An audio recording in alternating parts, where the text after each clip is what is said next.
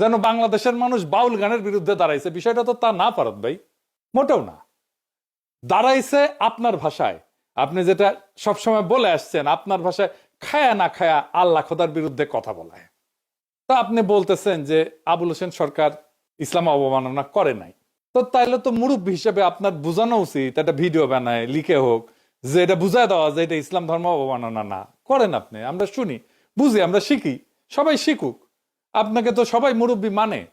আর যদি আপনার মতে ধর্ম অবমাননা নাই করে, তাইলে আদালতে তো খালাস দিয়ে দিবে, জামিন দিয়ে দিবে। আইনকে বাধা দিচ্ছে কেন রাস্তায় বলেন? যেন বাংলাদেশের মানুষ বাউল গানের বিরুদ্ধে দাঁড়াইছে। বিষয়টা তো তা না, ফারাদ ভাই, মোটেও না।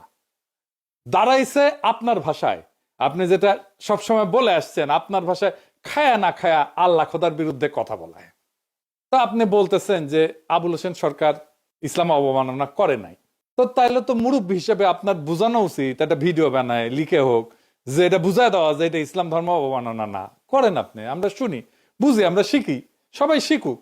আপনাকে তো সবাই মুরব্বী মানে। আর যদি আপনার মতে ধর্ম অবমাননা নাই করে, তাইলে আদালতে তো খালাস দিয়ে দিবে, জামিন দিয়ে দিবে। আইনকে বাধা দিচ্ছে কেন রাস্তায় বলেন?